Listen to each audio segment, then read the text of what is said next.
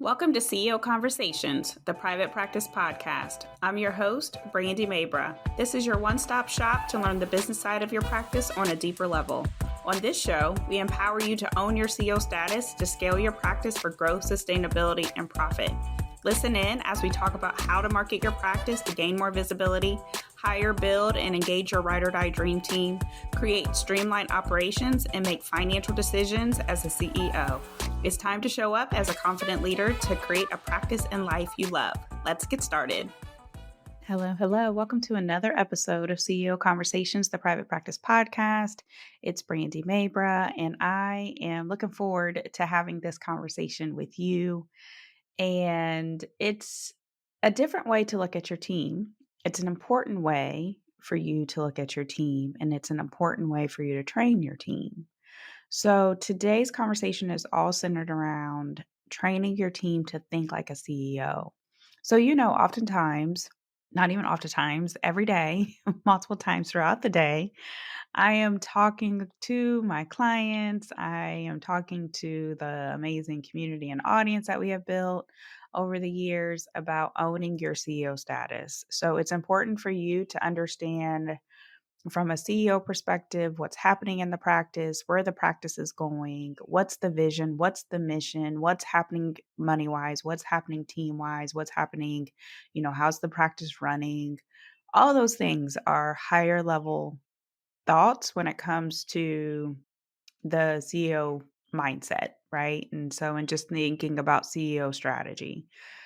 The one thing that I sometimes see that gets looked over is the team thinking like a CEO. And oftentimes this will look like I have to do a lot of hand holding with my team. My team doesn't understand the direction that and the vision that I have or the direction that we need to go in. My team takes a lot of my energy. They're asking me so many weird questions, or they did an assignment or a task and they didn't do it right. Like all of that comes down to, first of all, did you hire the right team? There's like a whole masterclass and like a bundle of episodes that I suggested to help you get ready to hire, or if you're getting ready to make your next hire. As you are hiring, it's important for you to have experts who understand their job, but also for you to have team members who want to be leaders in their jobs because there's a big difference. There's a difference between hiring somebody who's doing, which when you have a team, they're doing things. They are taking things off of your plate. They're making your job easier. They're tackling certain tasks. But there's a leadership that has to come with it. And oftentimes, as the practice starts to grow, you start to recognize the leadership thought process is missing. The CEO thought process is missing. There's not a lot of strategy here. It's just, well, I finished this task. What do you want me to do next? Or I did the three things on my list and then I just quit. I didn't do anything else. And in your mind, oftentimes with the owner, it's like, well, there's like 50 other things that you could have worked on after you finish these three things. Or why do you keep coming to me asking me what you need to do next? You should know what to do next. Don't you see this? Don't you see that? Aren't you paying attention to this? And so you're expecting them to have that same thought process as you, but you have to train them to think that way. Or when you're hiring, you're looking for that leadership perspective and you're asking them specific questions in that interview that are more strategy oriented when they've had to be a leader over maybe a project, when they've had to handle something that felt very challenging and difficult. When they get to a place of not having direction, how do they handle that? How resourceful are they? Like all of those things are higher level thinking when it comes to the job. So you have to be intentional for the leadership aspect when you are wanting to get team members that are going to bring in a leadership attribute. There are some times, and I've experienced this with the teams that I've hired, where your team member think that they're a leader. They think that they're doing a great job. They think that they're bringing a leadership capability, but really all they're doing is just marking things off of the checklist. And because they're getting things done, they're thinking like, oh, I am a leader. I am bringing strategy. I'm getting through all the things that are on my list, but they're not necessarily bringing any new ideas. They're not bringing like, oh, well, I was thinking we need more like revenue. Why don't we try to implement this? Or I saw this in another business. Maybe we can try that. Or I read this book and I read this strategy and I think it might be good for us to implement. Like there's a difference, right? And so it's important for you to understand what does it look like for your team member to think like a CEO, and it's okay for you to expect for your team to have like those higher thought level processes and ways of thinking. And I remember when I first started out in my management career, the expectation placed on me was you are the CEO. You might be the CEO of this particular department. You were the CEO of this particular practice, this particular location. This was like when I had like one location, eventually I ended up having multiple locations. I remember I just always took that thought process from each job that I took. I'm the CEO, I'm the CEO. So when I got to actually being in the C-suite, same thought process. I'm a CEO. What do I need to do? What's the strategy? What's the higher level thinking that needs to happen here? And it's something that I had to work at actually. So when we're thinking about strengths and weaknesses as a leader, I want you to get very clear on, are you thinking like a CEO? Because sometimes if you're not thinking like a CEO, but you're expecting your team to think like a CEO, they don't have a good example to follow. So they don't know. Or if you get somebody that's a rock star and you are so much like all over the place or in the weeds, or you're not really studying what a CEO should focus on. Remember, clarity of mission, vision, where the ship's headed. This is what the goals are. This is what our attention is. This is what the initiatives that we need to focus on. That person who is thinking like a CEO can get frustrated very quickly, right? Because things can start to feel chaotic. So I'm not saying at any point in time, I've repeated this multiple times, that anything has to be perfect, but it does need to be in a place of you having the clarity, the discernment, the understanding of what is happening in the practice and what needs to happen in the practice for you to keep the best people inside of your practice. So let's talk through this a little bit more. So here's some ways that you can really challenge your team to think in higher levels. Instead of answering their question, especially if you are on the team or you're leading the team that has the 50 million questions that can bombard you, ruin your energy, not make you very productive, you're always getting interrupted. You want to challenge them to find the resource. So if they're coming to you with a question, don't answer it. Literally don't answer it. It's interesting. My younger son, I'm a bonus mom. Right now, he's running track. Like the coach was telling all the parents, I am giving you every resource that you need. I am over communicating what the schedule is. I'm telling you if it rains, if there's no lightning, if there's no thunder, we are still running because that's what you do when you're in track. You sometimes run in the rain. This is our schedule. This is where we meet. Like gave us all the instructions and then they over communicate. And he repeated himself multiple times. And he said, if you text me asking me where an event is, right? So this is a meet. Like this is really big. If you miss a meet, then you're missing like a game. If you text me asking me where this meet is, I will not respond. And that was his boundary. That was his boundary that he put in place. I will not respond to you because he is saying there's no reason for you not to know. There is no reason for you not to know what the schedule is when it is in multiple places and we have sent it out multiple times for you to know exactly where you need to be at what time, at what place, the events, like we're communicating with you ahead of time. There's no reason. And so that was his hard stop. I'm not going to answer it. I will not answer it. And that's how you need to be in your practice. Don't answer the question. If you've answered the question multiple times, if there is a policy and procedure that's already written, refer them to it and don't answer the question. Don't and see what happens. I love when our clients take time off and take time away from their practices because it forces their team lovingly to be more resourceful.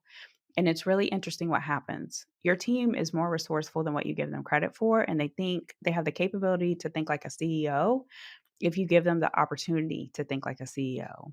If you are constantly answering questions, if you're constantly enabling them, you're not helping their growth, right? And so you have to have hard boundaries at times, all the time, especially when it comes to answering questions if you've already answered it. Now, you might need to bend a boundary if that person's new, they're not that far in the game.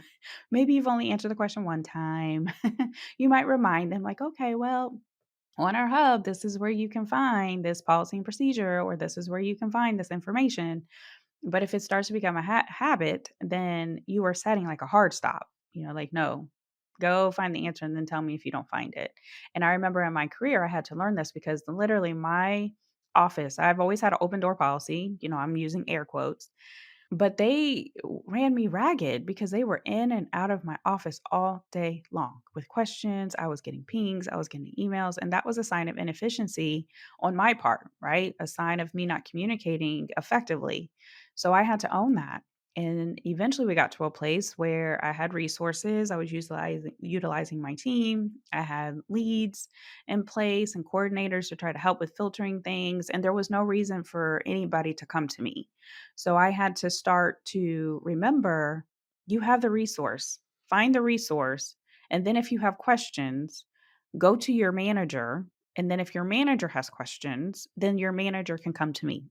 Like, I had to start to be very clear on what the steps were fully in order to help me help myself and help the team to be more resourceful, and for me to protect my energy because it was driving me crazy. I was burning out. I was tired. I was working way too many hours. And so that's one of the things that I had to put in place was just hard boundaries. And it felt very mean. I can't even say it any other way. I just felt very diva-ish, mean. Like, oh my gosh, I'm being extra. Why don't I can just answer their question? They're going to hate me. But what ended up happening was the opposite. I got better team reviews because the team felt more supported because they knew where to find the answer. They didn't want to come to me. A lot of times they felt stupid coming to me because they had a question and they had to gear up like all this confidence and all this like strength in order to come to me to even ask the question. So when I started pointing them in the right direction and giving them the resource that they needed to be successful, that's why I say this so much. It was a game changer. And so a lot of times this is a process. It's a process for your team to get used to it. It's a process for you to get used to it. It's a mindset shift, especially when we're thinking about being a CEO. But it's so important. And many people miss this step, or they revert back and they start answering all the questions, or they go back to putting themselves in a space where they're overextended, they're tired, they're burned out, and they forget. So it is a constant journey, a constant, like, where you have to continuously remind yourself of what you're doing and why you're doing it. So when you actually take the stance, I'm going to teach you, or I'm going to hold you accountable for thinking like a CEO for whatever you're doing, it's powerful. It is powerful. So here are some things that you can do. I want to put some additional structure around this episode. If you have a meeting, a team meeting, I would suggest, if you don't have team meetings, for you to have team meetings. There's different type of meetings that you can have. There's one-on-one meetings that you can have. There are monthly team meetings that you can have. There are maybe provider specific meetings you can have, admin specific meetings that you can have, clinical, like if you have a clinical staff, clinical meetings that you can have. And there's a time and place for each kind of meeting in order to make sure that folks are engaged. You have a good pulse of what's happening, that folks feel heard, that you're correcting anything that needs to be corrected in a proactive way compared to waiting for something big to happen. Now you're trying to backstep and now you're meeting with the team members. So it's a more proactive approach when you actually have standing meetings in place, but you have to have the right type of standing meetings. During your next team meeting, I want you to ask a few questions. So here are some questions. How do you think the practice runs? And it's going to be interesting because some folks will say, oh, I think the practice runs fine. And then other folks would say, well, I mean, I don't know. What do you mean? Tell me, like, what does that question mean? So really explaining to them, how do you think the practice runs? There's two ways for a practice to run. A practice can either run well, where things are organized, things feel efficient. When you're sitting in a chaotic practice, you feel it. you can see it. You see people's desk. There's no organization, or the team member is sitting there kind of frazzled. People don't look relaxed. They're walking really fast. They're, moving really quickly, but not in a way that looks efficient or like this is just a busy time. It just looks very chaotic. And so when you think about how do they think the practice runs, it's powerful because it allows for you to have a deeper conversation around workflows, processes, systems, how they think that they are helping with how the practice runs, if there's any opportunities for deeper work when it comes to policy and procedures or things being documented from a leadership perspective. So if you have a leadership team, you should always be on the same page of how a practice needs to run or how the practice is running.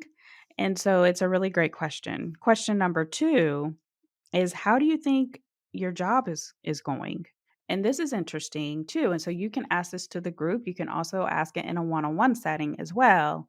But it'll be a telltale sign if they think like, "Oh, I'm knocking it out of the park. I do an amazing job." And you're thinking, "Well, there's some things that you do amazing, but there's some opportunities for improvement in some other areas." And so when you start to think about the job that they are doing, either you're on the same page, or either they think that they're doing a really great job, or sometimes they're doing a really great job and they think they're not doing a good job. And you're either in agreement with that, maybe you're in the middle, or not too much. For number three, what changes can be made to make their job easier? So I love this question. I think it's always an opportunity for enhancement. So a lot of times things come up around EMR systems. The EMR system isn't as easy as what it should be, or I can never find this thing. If you have a bigger practice and a lot going on with bigger teams, sometimes things get lost. Sometimes folks are always searching for things. If you have a practice that maybe has bad wait times, maybe it's something I don't have what I need in a room in order to speed things up. So it's always a great opportunity for you to ask what changes can be made to make your job easier. Folks want to be engaged in the process. Most times, when you have high performers with your team, they don't like to be told what to do. They like to be partners in what they're doing. The folks who like to be told what to do are usually the folks who don't have that self guidance. And those are the folks who will do like, "Oh, I gave you 3 assignments." They complete the 3 assignments and now they're coming back to you saying, "What else do you need me to do?"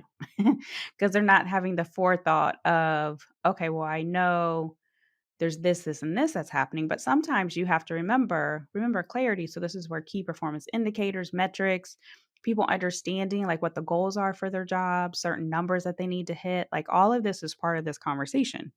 Question number four, what opportunities do they see to make the practice better? This is nice because sometimes you're so, like, I don't want to say so far removed, but you're not having access to the same type of interactions that your team is having. You might not necessarily be talking to patients and clients every day, right? Or you might not be rescheduling folks. You might not be doing the billing. You might not be seeing some of the patients and clients, just depending on where your stage of business growth is. And so having that real time conversation of what they think can make the practice better allows for them to say, "Well, we get a lot of complaints on this," or "I hear patients and clients say this," or "from my experience," or maybe from another place that they've worked. And so it's really powerful when you start to have these types of engaging conversations, but you have to set the tone and allow for them to understand, again, what is the higher level thought processes that we expect here? How can we think about things from a higher view? Because it's very easy. I always talk about you as the owner being in the weeds of your practice. Your team can also be in the weeds of the practice. So it's important for them to not get so stuck in the what of their job, but also start to think about, how can I do my job better? What's a more efficient way for us to move within my job or maybe within a department, right? And so this is where new ideas are born. This is where maybe like, "Hey, I saw this tool or I saw this feature inside of the EMR that we're not using, but maybe it makes it easier." Or even as you're asking these questions in a team meeting, You might have a team member that says, oh, well, I check this box. And when I check this box, this whole new menu comes up and it's quicker because if you have to go to this other menu, it takes longer. Like those types of things start to happen when you have these types of questions, which automatically brings in more efficiency and more effectiveness inside of a practice. So you want to engage your team as part of these conversations. And this is important regardless of your team size. So if you were one like, well, I don't really have a large team, I maybe have only hired one or two people, it doesn't matter. Ask those one or two people. And then if you were in a place of course, by yourself, then you definitely need to think about think like a CEO and think about the not so much of the what of your job, but the how you're doing your job, because that's going to allow for you to have that thought process as you're sitting there working inside of your practice. Again, the whole goal is for you to dig deeper and to understand exactly what your practice needs, but also for you to start to groom and to grow and to bring out the leadership potential of your team. So, you want to be a strong leader. You want to be empowered as a leader. Your team needs to be empowered as leaders too. And you should start to have an expectation for them to think like leaders for whatever they're doing. So again, they might be a leader over the task that they're doing and the job that they're doing, or they might be a leader over a department. They might be a leader over the whole practice. They might be a leader over multiple locations, like just depending on the size. But the whole point of this is for them not to get stuck in the weeds or the what, and for them to definitely start to think about things from a higher level, to see the forest from the trees and all the things. And so that way, when you start to have leaders within your practice, that's definitely a game changer to allow for the practice to run without you. So that is today's conversation. I hope that it was helpful. I hope that you're able to take some nuggets and take them back to your practice. If you are in need of support, please go ahead and apply to be part of Private Practice CEO. We are doing some amazing things inside of there. We have an amazing, really, truly intimate community that is doing very elite things. Some of the conversations that are happening are around leadership, trying to set up your teams for success, how to invest in order to make more money. Some of the struggles that just happen just being part of practices, especially some of the things that are still happening with Change Healthcare. There's just some really magical things. And so the support, the validation, the training, the business training, the leadership training, making sure that you're set up structure wise, making sure that you're set up as a CEO to where you're not burning yourself out is all part of this. We also have some amazing retreats that we do every quarter. It's just an amazing experience. So if you are looking for a really just great mentorship business training, so that way you can learn more about the business side of your practice and be empowered when it comes to the business side of your practice, go ahead, see the show notes, and apply to Private Practice CEO today. All right, I'll talk to you guys next time. Thanks for listening today. I hope you enjoyed the episode and it empowers you as the CEO of your practice. If you enjoyed the podcast, please make sure you subscribe, share the message, and leave a review. If you want more information and support in growing and scaling your practice, click the link in the show notes to take advantage of our free resources or apply to work with me directly. Thanks again, and I'll see you next time.